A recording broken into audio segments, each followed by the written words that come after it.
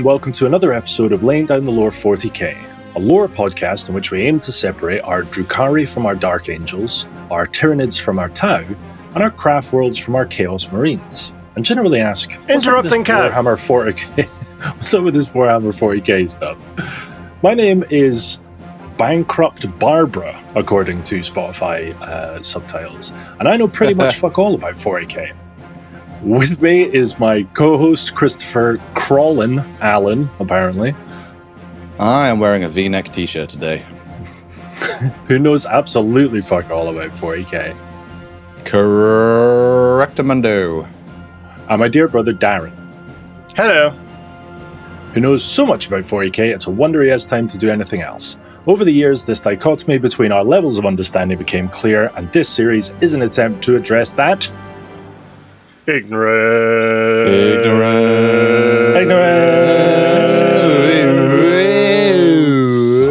Sorry, you caught us off guard there, mate. Caught it off guard there, mate. It's the theremin version of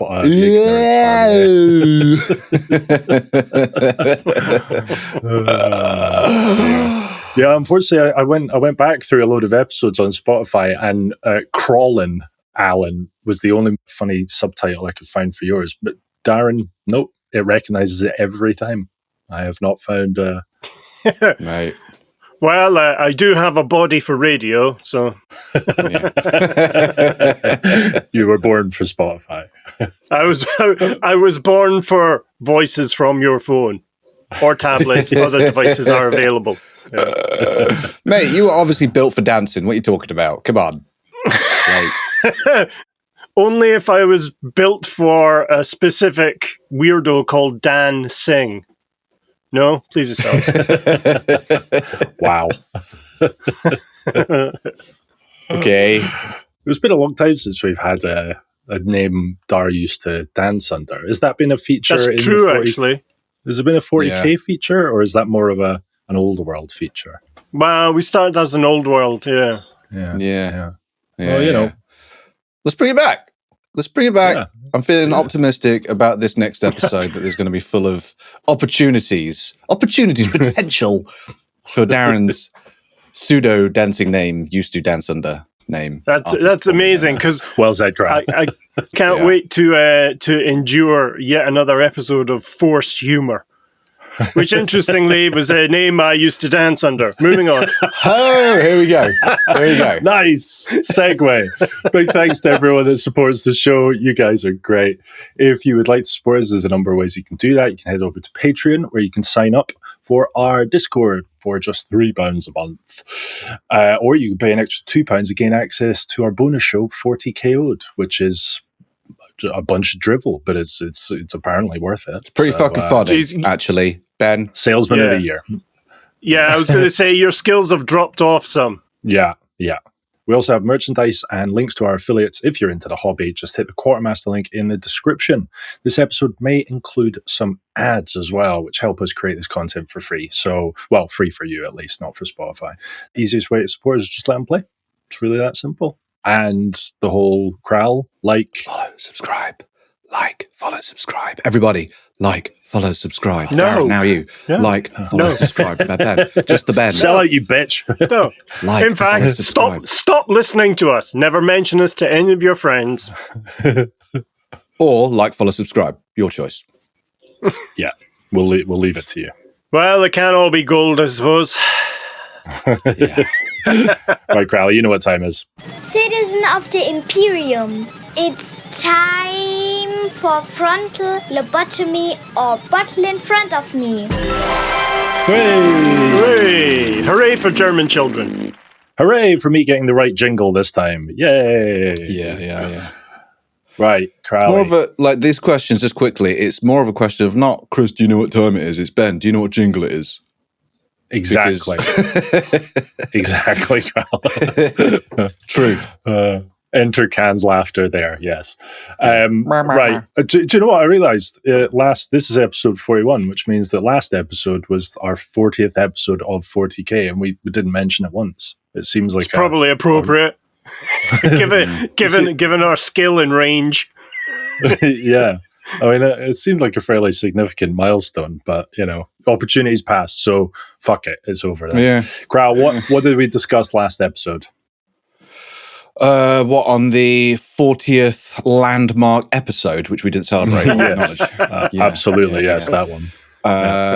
We decided to talk about some fucking space marines. No, we didn't actually. No. What, no. It's part of the Adeptus Astartes. Hold on, Ben. Let me finish. Kral, You fucking take your time, jerk. mate. All right. God, Darren, this guy always interrupting, isn't he, and ruining my flow. Why do you think we sent him to London? Specifically. And you, Darren. Jesus, sit down, both of you barbers. Fucking hell. We talked about Terra during the rise of the Emperor / the Age of Strife in the context of the Adeptus Astartes and Space Marines. Exactly. Origins, I think, is what Dar... Oranges, exactly. Oranges, Dar succinctly named it. Right, question 1. Name 3 of the pre-unification Terran countries? Or continents. Okay. Kingdoms, or states. Yeah. Oh, damn, I just closed down the bloody thing. Here we go. Okay, cool. We've got... That's not how this High works. Brazil. Yep. Desert wastes. Yep. Ursh. Yep. There we go. Nailed it. Safrik. Yep. Albion. Nordique. Merker. They dropped the A. It's too many syllables. Those are all correct answers, but you will not be getting a point because you just read them off a map. Question 2. What did Malcador do when he contacted the Emperor? Right. Hey up, mate. It's been a while. How do? What have you been up to? He said, hello, I'm a perpetual. I don't know exactly what he did. I remember. What did he offer? A good time? A deal of a lifetime. One time only. Yeah, no questions asked.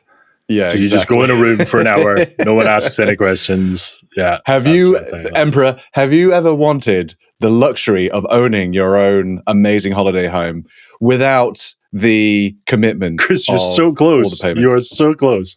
Yeah. And then the next line was, have you considered the Sigillite fortress in Himalaya? In the Himalayas. Yeah, exactly. Yeah. Great lease agreement. You can knock through walls. You can remodel it. That's right. Yeah. You could give us back a completely different house at the end of the lease. It doesn't have prime to be location, up and coming. Yeah. Okay. Well, I'm going to give you that, even though I gave it to you. Yeah, man. Third question, which you've already answered.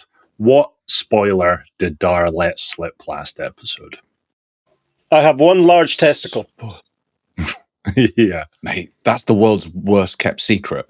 The whole world knows you've got one testicle larger than the other, mate. Like, more importantly, Malcador is a perpetual. Exactly, Kral.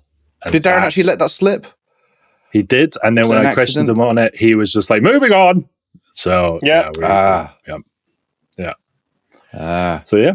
I love that you guys think there are accidents. Anyway, carry on. We're so adorable, aren't we, Darren? Adorable, naive, little fanboys. You're like shaved chinchillas. Yeah. Yuck. Young, nubile Warhammer fans. Someone sent me a series of pictures, which was Elmo without the fur, and he looked like a naked mole rat. It was horrific. Yuck. Right, Kral, you've got 69.44%. Doesn't mean anything, though, does it? Nice. Fair enough. Meaningless. That's the sport. Yeah. Right. Yeah. Dar. What? What's the point? What's even the point? Why are we here? Oh, yeah, we're going, yeah, man. Okay, so following on from our origin stories of the Adeptus Astartes, we're going to dive into the Proto-Space Marines, the Thunder Warriors. So this is an episode focusing on the first pass at genetic superhumans that the Emperor took. So as Chris highlighted, the Unification Wars, or Terra, at the time of the Unification Wars. It was just coming out of the Age of Strife. So Old Night. This is when the kind of global governance of Terra collapsed, and then they had 2,500 years of total Bollocks. barbaric von Clausewitz walls. No, it's true. This was all exacerbated by warp storms, which kind of flooded the galaxy. And these were, Ben? The result of Ben. they were the result of me. No, they were the result of me and the Eldari getting jiggy with Mr. Big. Getting jiggy. It's the birthing pangs of Slanesh caused warp storms to form in and around galaxy, separating the kind of intergalactic civilization of men. So Terra fell into chaos, collapsing into warring techno-barbarian states. Now, we're going to have a few images this episode. I've already popped in the first image, which was the map of Terra, and that will be in the show notes as well. I want to just pop a picture up of a Thunder Warrior fighting techno-barbarians. This will give you an idea of what the general kind of populace of Earth, or the warring factions of Earth, used. Cool. Just need some heavy metal playing in the background. Oh yeah, it's proper like Slayer, or maybe even Carcass played in the background. So the central figure in that image is a Thunder Warrior, a standard bearer, and you can see he's beating off, shall we say, attacks by techno-barbarian warriors. It's very much Gwar, if you've ever heard of that heavy metal band, or indeed, what was it, Lordi, who won the Eurovision a few years ago. He's doing it one-handed as well. He's holding a bloody banner, and the other one is like, I can do this in heels. Put your flag down, you show off. Yeah, it looks awfully like a Space Marine, doesn't he? I mean, if I'd have been shown that without any why that is, I'd be like, that's a Space Marine. It's the same armor, isn't it? Were they bigger than Space Marines? We're going to come to that, Ben.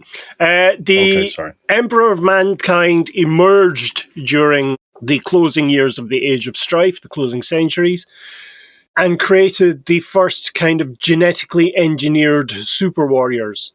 This is not to say there were no genetically engineered warriors beforehand. Indeed, that image shows genetic and kind of cyber-enhanced warriors fighting that Thunder Warrior.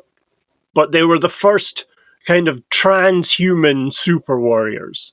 So it's the difference between an incredibly well-trained and perhaps coked up Marine from Halo versus Master Chief. If you see what I mean, there is a world of difference there in terms of not only physiology, but equipment. So there were genetically enhanced soldiers, but it was more within the context of the limits of a natural human body. That was already matured. So in an answer to Ben's question about the size of these warriors, here is a beefcake image of 5 individuals. We have a human, a standard human on the far right of the image. He's really conservative. We then have an Astartes, a Thunder Warrior, a Custodes, and then we've got a Primarch, which is Rogel Dorn in that image by Tim Remen. So you can see that the Thunder Warrior is almost a head taller than an Astartes. These were incredibly tall, powerful warriors that the Emperor created. And indeed, mirroring, or not mirroring, because they came before. So I think that there were 20 legions of Thunder Warriors, led by a Primarch who was just like a general, not a super duper genetic Superman. Well, above and beyond what the Thunder Warriors were. It's a good field commander. And so we see a lot of mirroring in later Astartes legions of the concept of the Primarch and the Legion, and indeed the specialization of some of these legions, or some of these Thunder Warrior legions. I think last episode we gave the example of the 4th Legion, which was called the Iron Lords, and they were really good at siegecraft. The fourth I remember that. Astartes Legion are the Iron Warriors, and they very similarly are good at siegecraft. So we're starting to see the Emperor have an initial plan, certainly for the reconquest of Terra, with that kind of focus of each legion playing a crucial role. That's then mapped out onto the wider Astartes legions later on. Thunder Warriors definitely got a bit more of a brawler look. They definitely have a few beers compared to the others, don't they? Just look at that kind of It's the Mohawk, mate. That's what it is. Yeah, they're definitely getting in and down and dirty kind of elbows. What you'll also notice is that the Custodes and the Astartes have their kind of neural plugs, the kind of jack sockets in their bodies, and that's to connect the power armor to the black carapace, the kind of final implant of the black carapace. Black carapace. You'll notice that the Thunder Warriors don't. The Thunder Warriors didn't have power armor as we would understand it in terms of the Astartes. They had powered armor. They had no kind of augmentation, no power armor augmentation in the legs, but they did have in the upper body. The armor on the legs were just literally leather trousers with armor plates stuck to them. Wow. Probably with some sort of glue. I love how we're kind of like wowing and like gasping at like just regular armor. It's just armor. Yeah, like it's they just didn't armor. even have plugs. Like, wow, that's so novel and original. I also like to think that the Astartes and Custodes with all their plugs can accessorize, like stick GoPros to themselves and shit. Glow sticks when they go out partying. Yeah, stick it out the nipples. You guys are probably too young to remember Zoids. Did you ever... Zoids? Rings a bell. Yeah, they were the early kind of Transformer style. Oh, yeah. I remember them. Robots who, well, they were vehicles in the shape of animals, but they had all these sockets on them that you could plug stuff into. It was really cool. Does that mean that the Thunder Warriors, because in the first image you sent, the armor looks fucking chunky. I mean, it looks similarly sized to proportion, should I say, to Space Marines. Does that mean that they were more powerful, or was the armor completely powered elsewhere? Like, did they just have to bear the weight of it themselves? The upper torso was augmented, was powered, but they had to move under their own steam, as it were, because the legs were not powered at all. Right. Never missed leg day, Ben. Never missed leg day. Oh, mate. Yeah. It's a slow stroll into battle, isn't it? I'd get on well with those. Yeah. My legs. Clonk. I'd be fucked. I'd just fall over. Like, just topple over to the side. Like. Well, no, I mean, I don't mean to disparage you, Chris, but compared to a Thunder Warrior, you're more of a Overcast warrior. Darren hasn't seen my legs, has he? No, he hasn't. I wish they'd continued the scale to have Kral on the right hand side. Astartes, human, Kral. Bombshell, I'm bigger than a Primarch. What? Hashtag not to scale. Yeah. It's a very small Primarch. Yeah. Also, was there no chance that Tim Remen would have kind of done the brave thing and added the Emperor in here? Because I'd love to see what. I did not know where you were going with there. I was just saying, no, they needed the loincloths, Ben. They needed to have the loincloths. Boo. Turns out they're all like Ken dolls. Yeah. Nothing. Just fucking shiny down there. I loved it. So, Darren, do you think this Tim Remen takes requests? Are those loincloths on a single layer? Can we just remove? Yeah. Could the Emperor be put into that scale? Because I know that we don't really know what he looks like, but he appears as a certain size. He's got long flowing black hair. He's got olive skin, and he's about a foot taller than a Primarch. From what I've seen. I love that you remember those first two details first. And he was smoking hot, blue-green eyes. Yeah. An almost wistful look on his face. Hey Chris, my face is up here, babe. I've seen the Emperor be imposed on these kinds of sketches before, because there's a few of these kinds of these size comparisons, these, mug shots. It's like Usual Suspects, isn't it? Now, which one of these guys conquered the galaxy? Can number 3 say Emperor protects, please? Anyway, let me if I can finish. I think he's about a foot or so taller than the Primarch. He's significantly taller, isn't he? But and bulkier. Yeah. Right. Just think Primarch, just more cut. So instead of an 8-pack, he's got like a 16-pack. Yes. He's got 2 8-packs side by side. Yeah. 2 kegs. So Primarchs, they don't have the plugs. They don't have the sockets. They don't have power armor then, in the same way that Thunder Warriors do. They do, but they connect to it differently. Cool. Rectally. Pee hole. Oh, could you imagine every time? Can I just leave it on, please? Can I just leave the pants on? I don't know what the correct term for that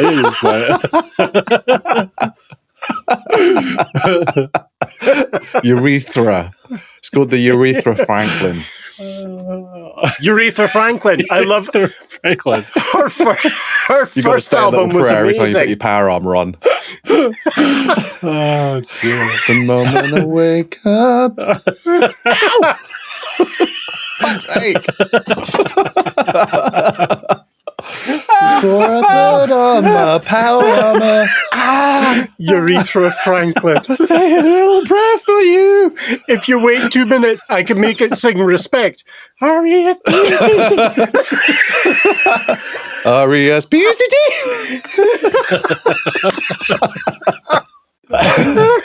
Oh, God. Oh, I'm sweating. I'm sweating. And funnily enough, Urethra Franklin is a name I used to dance. Hey. Nice. Oh, he's brought it back. Holy crap. Anyway, Thunder Warriors. Come Yes. full circle. I'm going to be laughing at Urethra Franklin all day. So the Thunder Warriors, as I say, formed into 20 regiments or legions led by a Primarch and marching under the banners of lightning bolts and Raptor's head, called the Raptor Imperialis, which was the badge, the logo of the Emperor during this time. That was in WhatsApp there, that was the logo, the sigil of the Emperor's forces. And you see that not only during the Unification War, but also in the early Crusades. That Raptor Imperialis symbol was on Mark II Space Marines vehicles and was seen as a great badge of honor amongst the legions. Looks like it could be the sigil of a breakout rogue American military kind of mercenary group called America Force or something like that. America Force. You know what I mean? You know, like America, but some sort of team. Yeah. Yeah. Team America. The Justice Gang.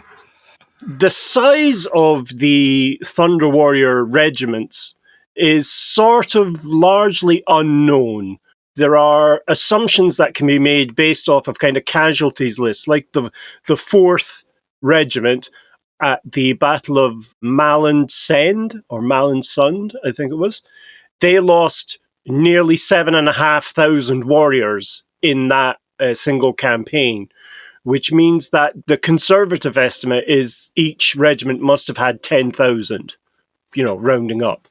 I can't give you any justification for rounding up, but we suspect rounding up, which means that with the 20 regiments then, if that's the average, there were 200,000 Thunder Warriors although I suspect the number is somewhere between 200 and 300,000. Although that's just a hunch, I can't justify it in any kind of meaningful way. Big range. Big range of numbers. Big there. range. Big range. It's a lot of numbers. Between one and many Thunder Warriors. Yeah. Well, we can safely say there were over 20 Thunder Warriors because of the regiments. It was just 20. Imagine how cool that would have been if it was just 20 Thunder Warriors taking over the whole planet. It's like, is this really a regiment? You could just call me my name, Yeah, Reg. Yeah. Yeah. Yeah. It's the Reg Regiment.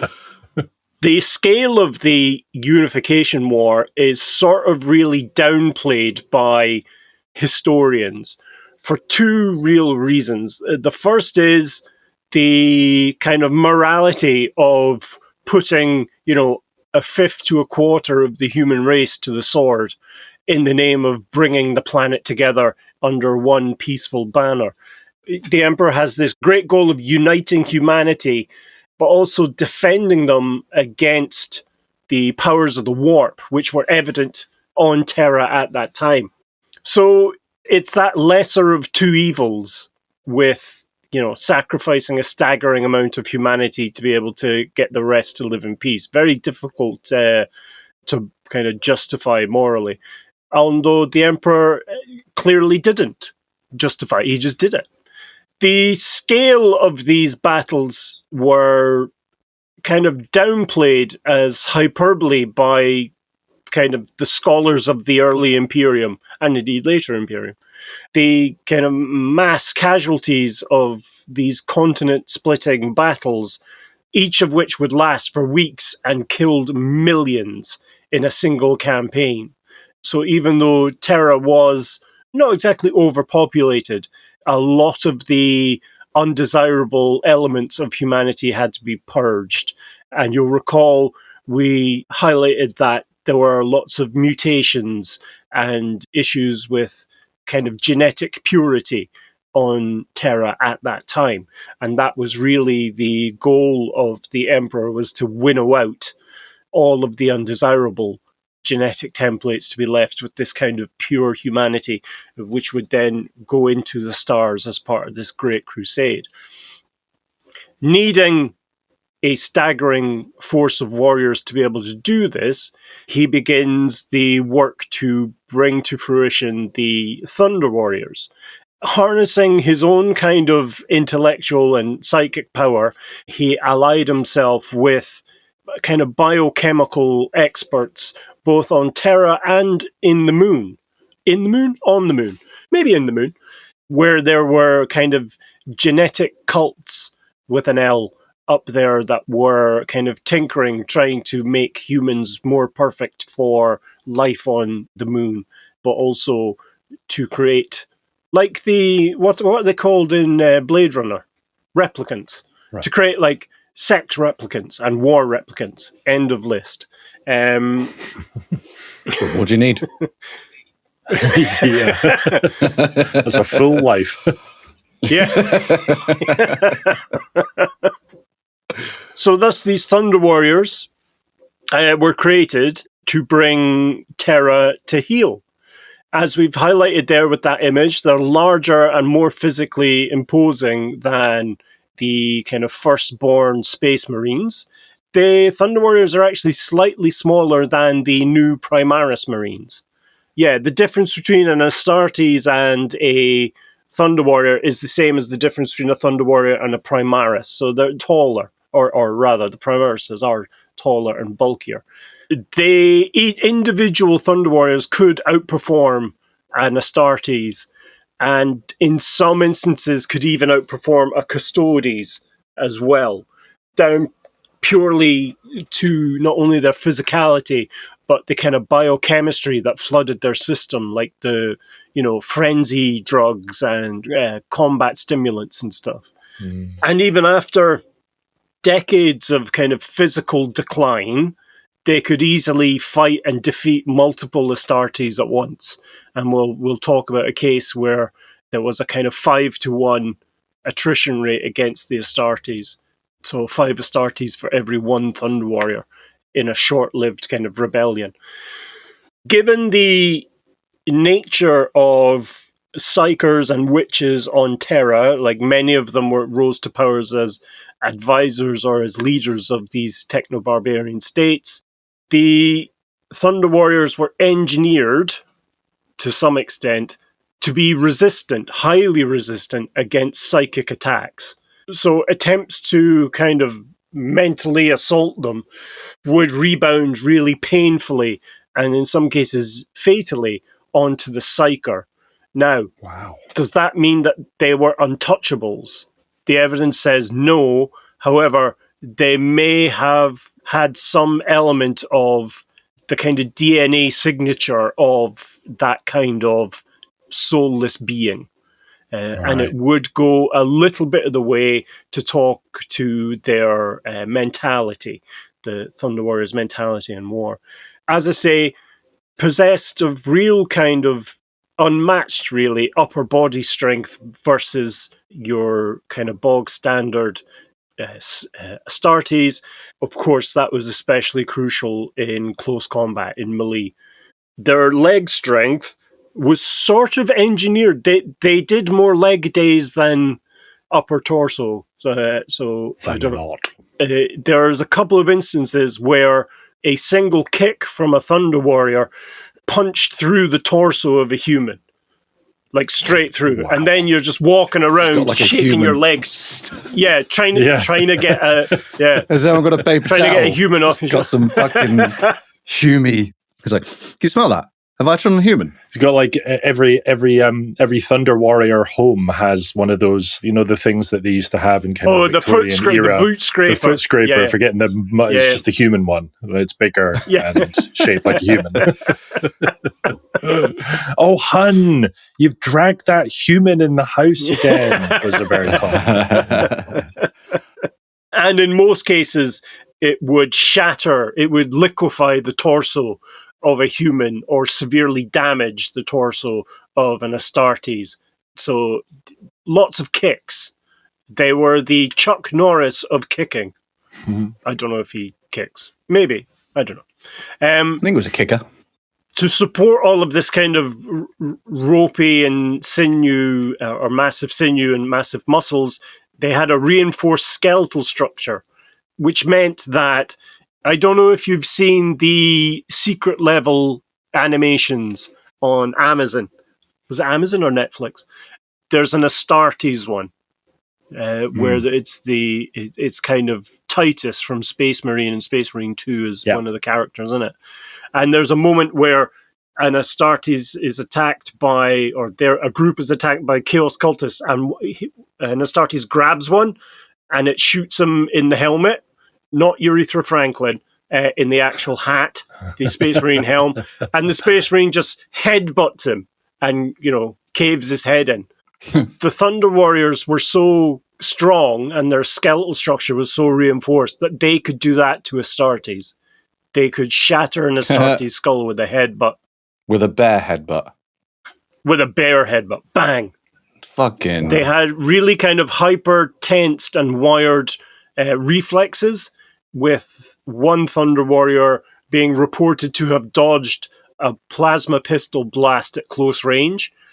So we're talking about giant, incredibly strong and tough, superhuman warriors with lightning fast reflexes. These really were the kind of, they really were the kind of starting point for the Space Marines, as it were. It sounds like they were far superior in many, many ways. I mean, in many, many ways. It sounds like the Space Marines were a bit of a step down. And smaller, like underwhelming. When they were like announced at the big launch party, like the Apple developers conferences in every September, like new iPhone. We've got the Space Marines Mark II. It is smaller, weaker, less resilient. Yay. This one is slightly cross-eyed. Yeah. And now 140% more expensive. Yay! I mean, we'll get into the kind of the negatives of the Thunder Warriors just now, but it's worth saying that the Space Marines were an attempt to make a more stable warrior, a more stable genetic super soldier. The Thunder Warriors retained like their full emotional range when they became these superhuman warriors. They reveled in violence and had an incredibly dark sense of humor because of the horrors that they not only witnessed but inflicted on others. They did suffer from kind of unstable genetic structures within their bodies. They were prone to bloodlust, Headaches. Headaches, styrethrostril, hallucinations, Daytime night terrors. Daytime night terrors, Noisy bones. noisy bones, and they did quite regularly suffer from metabolic collapse. So there were no kind of records of Thunder Warriors dying of old age. They either died in battle or their bodies simply gave out under the extreme kind of biochemical strain that they had been placed under as part of their kind of day-to-day life. As I say, quite significantly mentally unstable with relatively short lifespans. This was by design.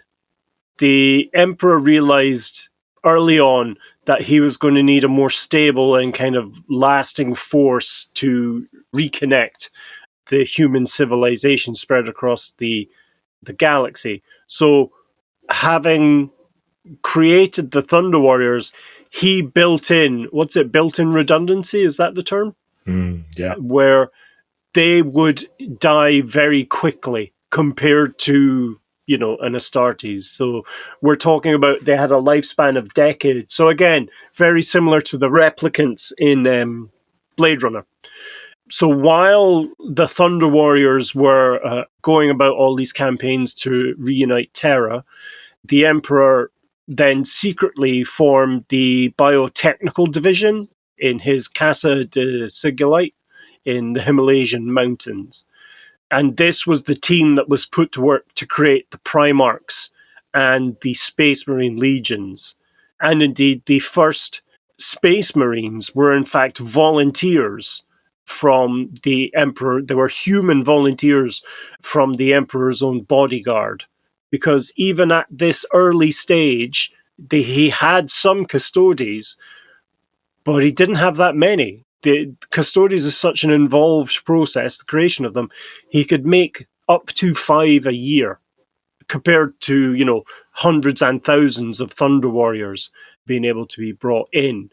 So Space Marines being designed to be balanced, I suppose. So they were not as strong, but they were far more disciplined and had a strong kind of sense of morals and commands, the ability to follow orders. Except when they take part in heresy and rebellions, aka Horus Heresy, aka Bad Ab War, aka every other rebellion that's happened. Yeah, apart from that, Darren, they're very well disciplined. Yeah. Quick to heal. Yeah, absolutely. I agree. Yeah. I mean, designed, Chris, unintended consequences. Come on, we got to give the guy some. It's a feature, also, not a problem. Also, it's a feature. lot of. I would say that most of the individuals involved in the Bad Ab War were still moral beings. They just believed that what they were doing that was different to what the other guys were doing was also right. So, like Nazis, right, Ben? Is that what you're saying? Like Nazis. Yeah. I see what you're trying to do there, Graal, and I am not going to take the bait. Wow, Ben. Wow.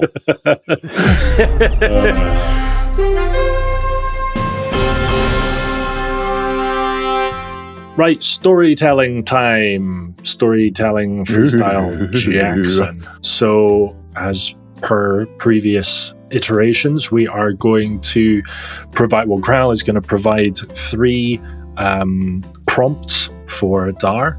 I'm going to provide a negative keyword, and Dar has 2 minutes to tell us a goddamn story. So, Crowley, story time. Would you please provide for us an additional Space Marine organ, canon or otherwise, a troop type, preferably one that we've heard in the lore so far, and an amusingly shaped fruit. So backwards, amusingly shaped fruit, a troop type, and an additional organ. Space Marine organ. An additional. Real or okay, cool. canon or non-canon.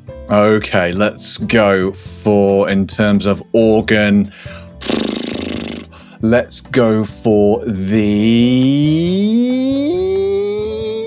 anticipation albumin sac. The albumin sac for Ben. Yeah. That's SAC sac. Yeah. Yeah, albumin sac. Excellent. Okay, a troop type. Okay. The albumin defenders.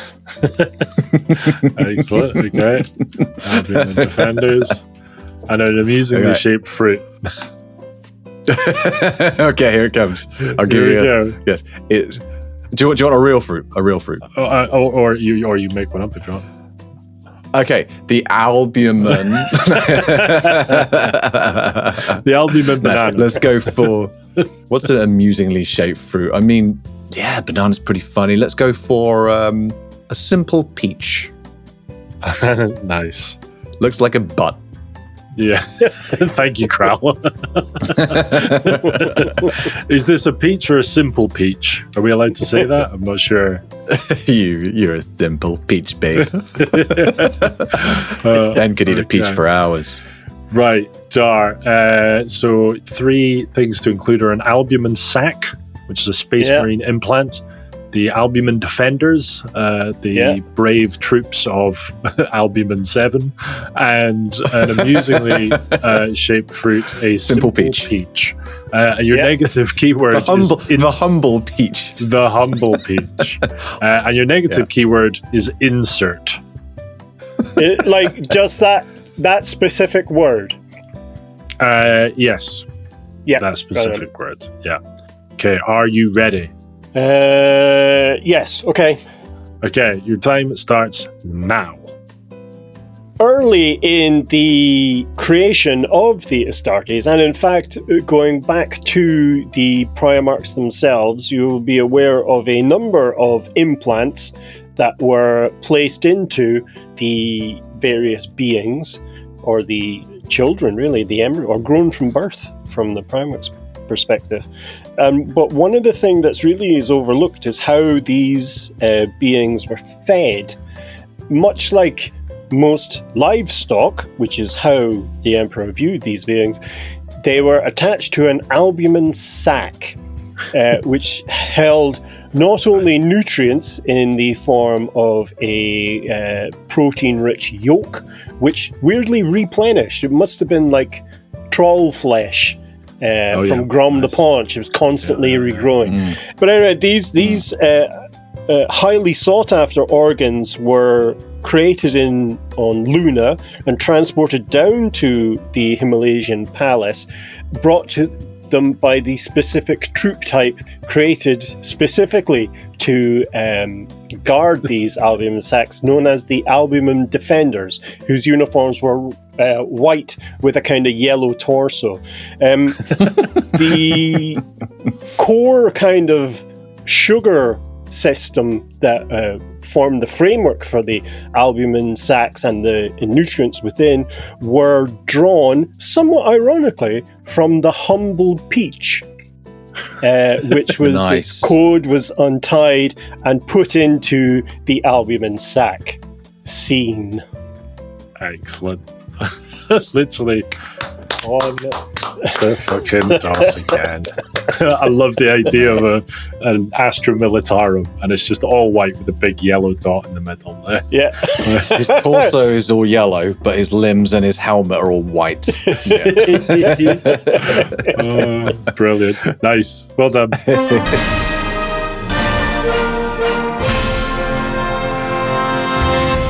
The Unification War dragged on, and the kind of storybook ending is that the Unification was finally completed at the Battle of Mount Ararat, where the last surviving Thunder Warrior, Aric Tyrannus, the kind of lightning bearer, who was the kind of personal standard bearer of the Emperor planted the Raptor Imperialis banner on the top of Mount Ararat and then died of his wounds.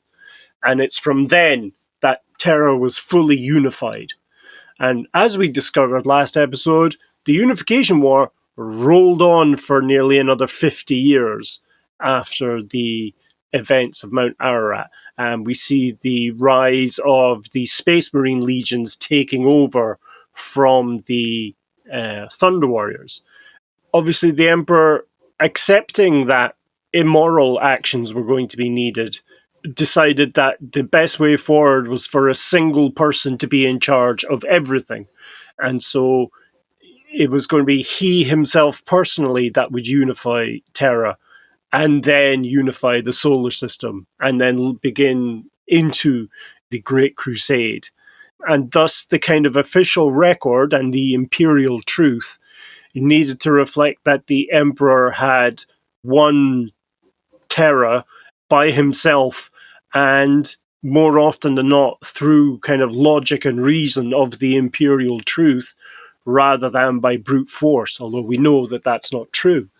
So his goal was to create a legend around himself that you could unite mankind under this kind of ideal symbol, and he could then rule as an enlightened and invincible leader. An example from our own history would be Elizabeth I. You know, how she's this kind of porcelain-skinned spinster queen of England that every man loved and worshipped, according to the history books. It's that kind of non-human almost ideal of what a human can be and what everyone should aspire to and supported. Like most social media campaigns these days, right? Oh, yeah, exactly like, right. Absolutely unrealistic expectations and aspirations. Wasn't that similar to periods of, UK and I imagine other countries' history where the nobility was deemed divine? Like their rule was defined by the gods or God. And so... Same kind of thing, yeah. Yeah, they were kind of separate from human beings, weren't they? So the Thunder Warriors, being created solely for war, had no place in this new empire, in this new Imperium, which was going to be one of peace and unity. And so the genetic flaws and the kind of mental instability were hardwired into their very creation. And so many, as they say, suffered from early deaths, metabolic collapse, and kind of mental frenzy. The ones that survived longer became more dangerous and became unruly, which is a great word to say with a Scottish accent. Unruly.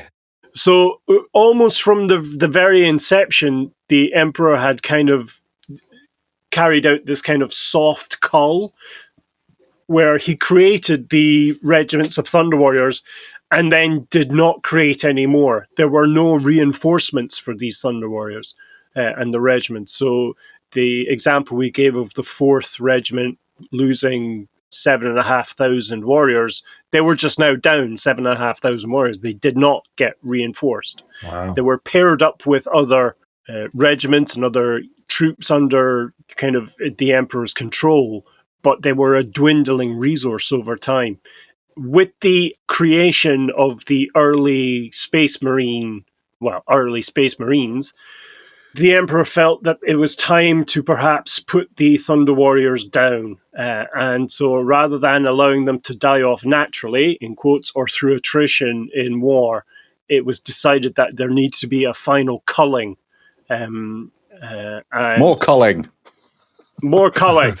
And so he charged the Custodes to carry out this purge. And that happened at the Mount Ararat. It's estimated, I saw a post online that estimated that there were 100,000 Thunder Warriors present at this Battle of Mount Ararat, the Kingdom of Urush. The post makes quite a good kind of mathematical formula for arriving at that, and I feel it's a fairly good and sensible number, meaning that there were 50% to 45% of the original Thunder Warriors remaining at this time. They also point out that there were probably around 700 custodians in existence, not the 10,000 that we would come to know and love in the Great Crusade. And the custodies had the same type of power armor as the Thunder Warriors at that time, because the Emperor had yet to discover the special kind of gold aurite metal that Custodes armor was made for. The armor probably looked the same in terms of big, bulky, ornate, and gold, but it didn't have all the kind of bells and whistles that their later armor would have. Did they have the connections on their person to the armor by that point, like they have in the picture? It may have just been started, because there are also a few thousand of the prototype Space Marines from the First Legion. The First Legion was created first, then the Second, Third, and so forth. So it was the early Dark Angels, or what would become the Dark Angels. There were a handful of thousand of them available at the time. Although I think it may be that the person who came up with this kind of mixed their sources, because the Dark Angels are mentioned in a later kind of event that we'll cover shortly.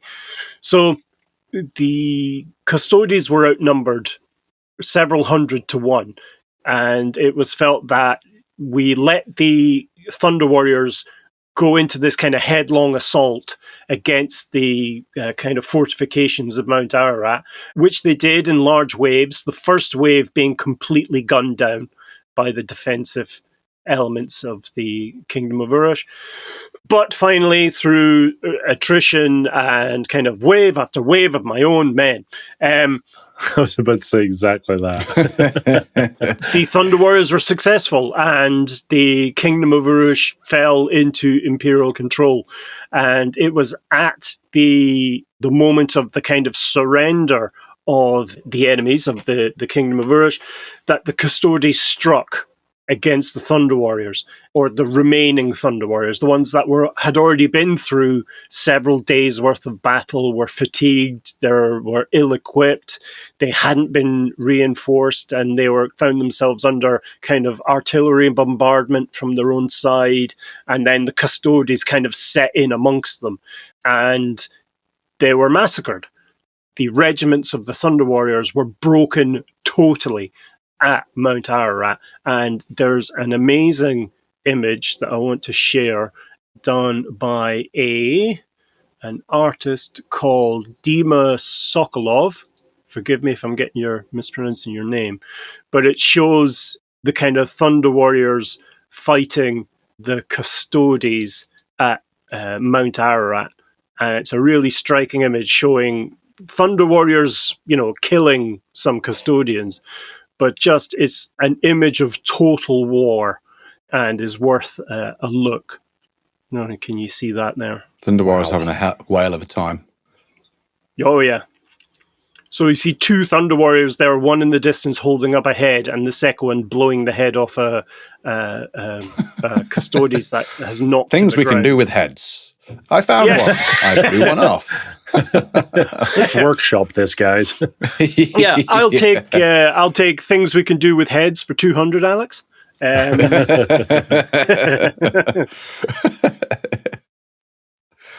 the guy in the background looks like he's quite proud, like, I found a head.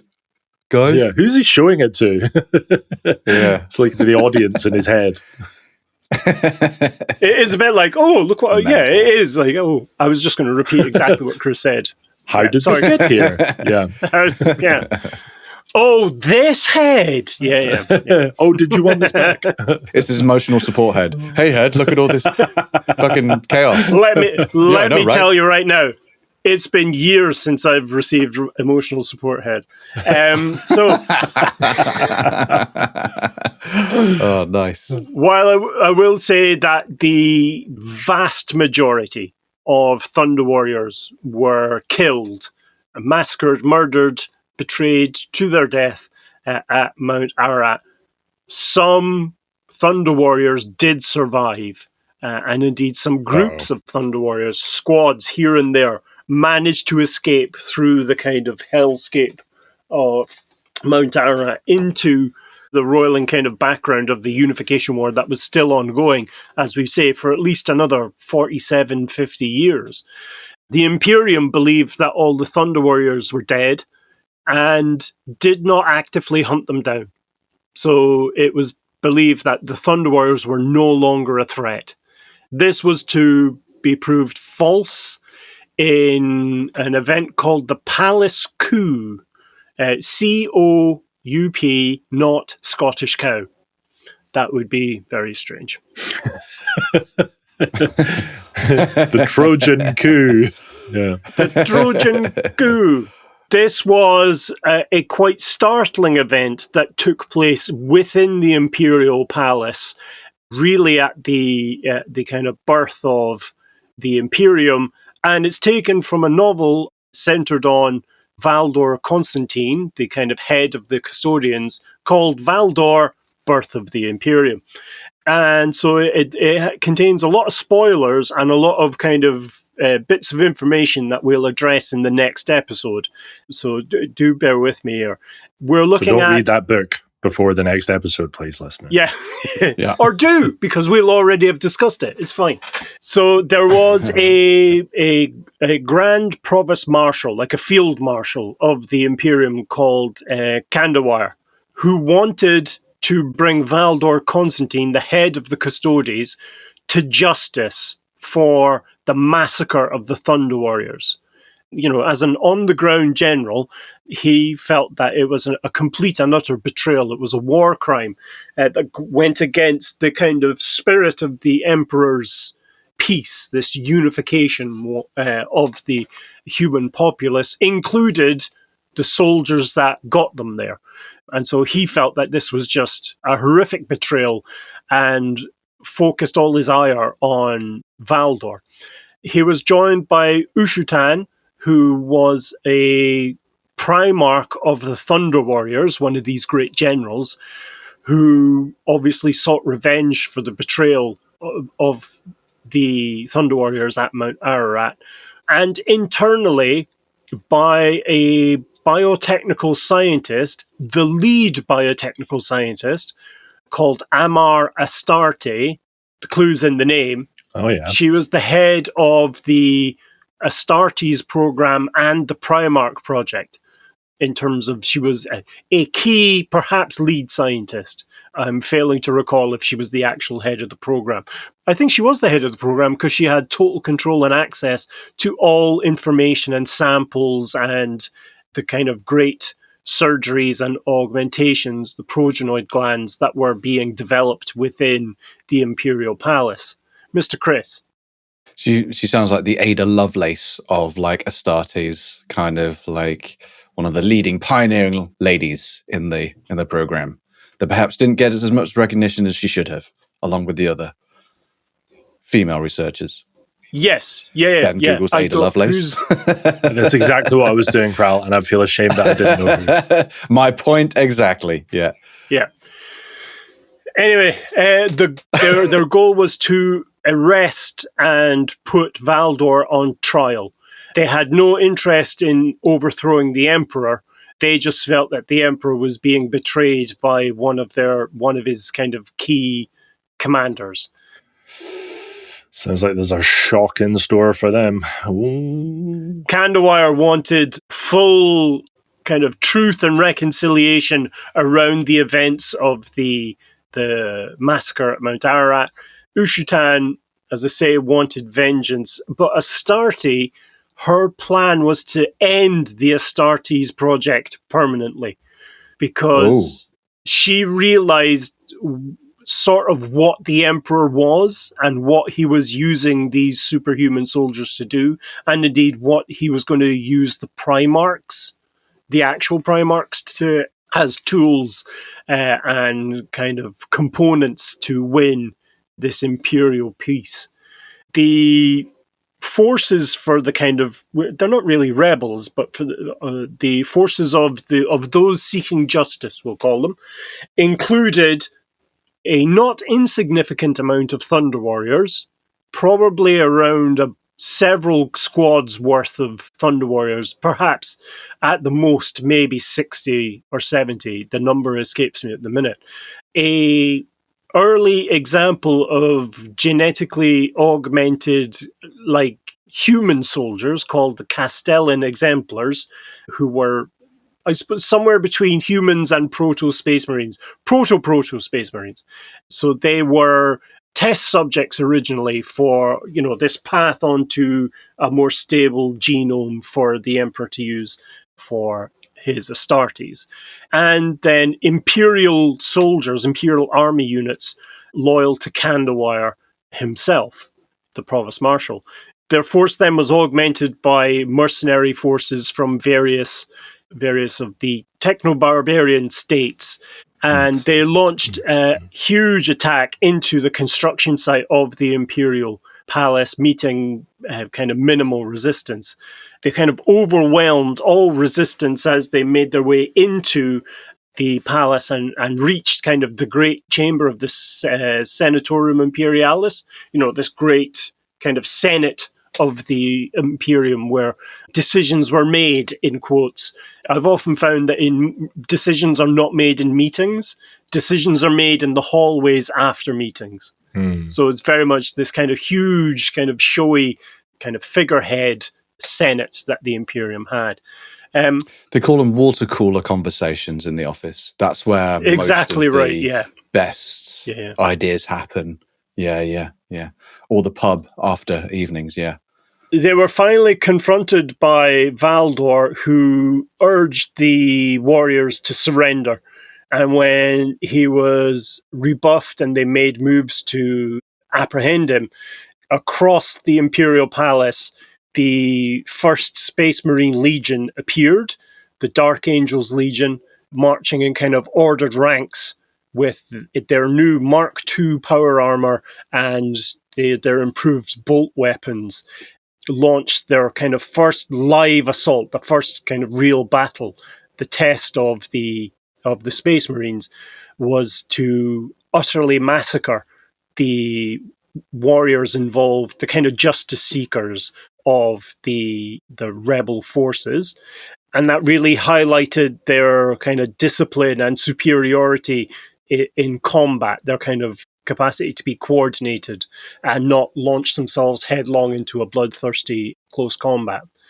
Ushutan, the Primarch, managed to face off against Valdor, but Valdor eventually came out victorious. It was not an easy battle for Valdor because Ushutan was quite the warrior, and he died, or Ushutan died, feeling sorry for Valdor and said to him that your power and your influence and your capacity for command has come at the loss of all emotion and any sense of true humanity, to which Valdor agreed with him and then killed him. So it's, it's a real... Sure. Yeah. Sure, bang. Yeah. Yeah. It should be pointed out that Amar Astarte did successfully manage to destroy the Imperial facilities that had the information on the Primarch project, destroying all data on both the Primarch project and the Astartes project, and including herself. She was killed in the explosion. However, it had transpired that the Emperor had already kind of foreseen that there would be this kind of act, and had secured backups of everything. All data, all samples. On an Emperor USB. USB. It turned out that the coup was doomed from the start because of Valdor's network of spies on Terra. He had more than enough advance notice. Kandawire, the general, was given amnesty and was allowed to retire peacefully. And this really was a nod to how the high regard with which Kandawire was held. And the Imperial dungeon, where the data stores were situated, was eventually repurposed for the Webway project. And so it became the site directly underneath the Golden Throne, as would be built later on. We'll close out now with kind of just one nod to Aric Tyrannus, remember the lightning bearer, the Thunder Warrior who plunged the banner into the top of Mount Ararat and then died from his wounds. Yeah. He didn't die. Obvious, darn. It was fairly obvious. It wasn't that obvious. I thought he died. He survived well into the period after the Unification War, where he hid amongst the kind of masses of humanity within the kind of petitioner's city, which is one of these great settlements built around the Imperial Palace. And he became a criminal warlord, a kind of kingpin-style criminal mastermind, controlling much of the illicit trade of weapons, drugs, gambling and prostitution within that city. And indeed, nothing really happened in the petitioner city that he didn't know about in terms of power plays and the comings and goings of the populace.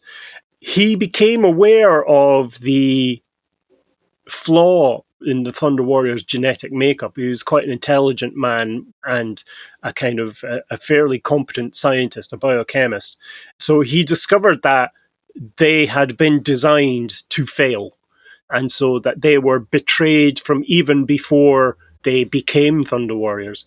And so he learned as much as he can about genetics during the Unification Wars, the Unity Wars, and established a secret lab within the heart of the petitioner's city that rivaled the kind of scope of the one that was being built for the Space Marines in terms of the technology, not in terms of scale, in terms of size. Right. He used his genetic knowledge to cling to life for as long as possible, but could not stop his own cellular deterioration, as by design. And his goal was to survive long enough to see his fortunes changed, which did happen in the opening days of the Horus Heresy. When the Horus Heresy became clear, or became kind of known to the Emperor what was happened, any member of any of the traitor legions on Terra were rounded up and put into prison. And there was a prison breakout where a squad, effectively a small squad of Space Marines from different chapters, got together with an astropath to try to get off of Terra and get back to their own legions. And he, to some extent, aided, more intimidated really them, and offered to deal to help get them off planet in exchange for some progenoid glands. Got any progenoid glands, bruv? Space Marines in question. Yeah. Smash progenoid glands on toast. Yummy. Because of the jailbreak, the Imperium sent out hunter teams, and they were eventually caught with most of the Astartes being killed, most of the traitor, in quotes, Astartes being killed. Tyrannus and his lieutenant Gota, who was another surviving Thunder Warrior, used the kind of destruction of this battle, the destruction of the kind of confrontation, to escape. And Tyrannus managed to grab some progenoid glands on his way out the door. Wow. I suspect it was more technical than that, for a few progenoid glands more, yes.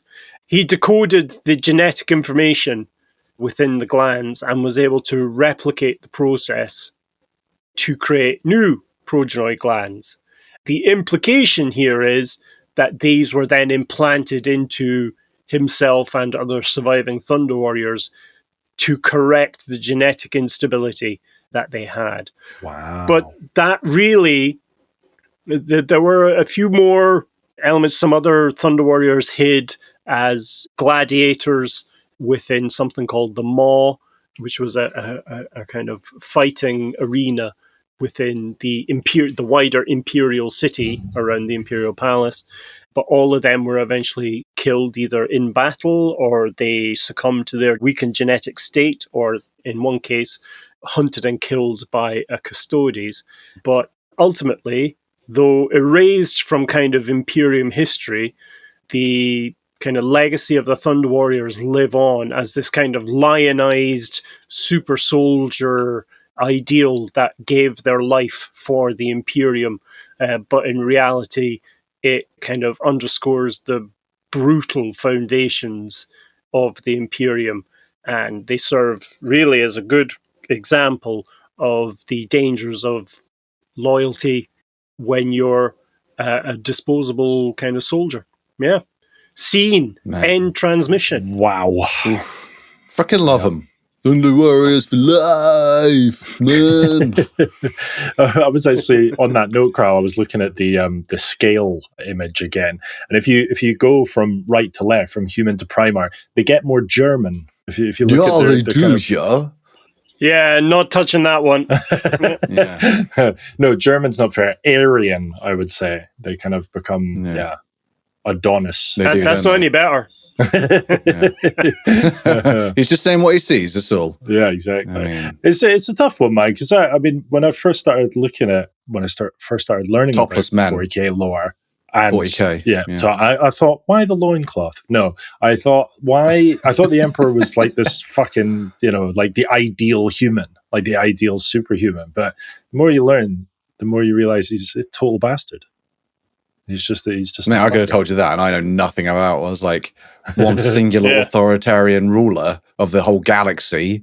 Yeah, mate, that nothing good will happen from that. Yeah, that's always gone well. Yeah, red flag, Ben. Red flag. Listen, a man can dream. A man can dream. About men in loincloths. And the Emperor being a good guy. But yeah, well, R.I.P. So Thunder Warriors. Warriors. They're cool.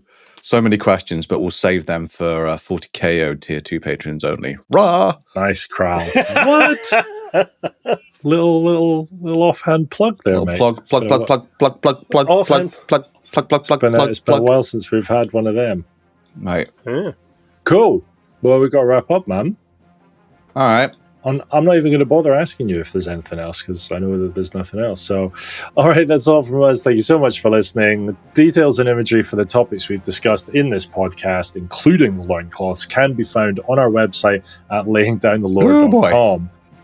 We also have all our previous episodes on there, release schedules, and merchandise, including loincloths. Again, if you are keen to support this show, just click on the Quartermaster link in the description and support the show. It's all there in that sentence. We'll be back again soon, displaying just how little Chris and I know. But until then, a goodbye. Say a little prayer for you. Oh, Urethra Franklin, how I love you. Toodaloo. Bye.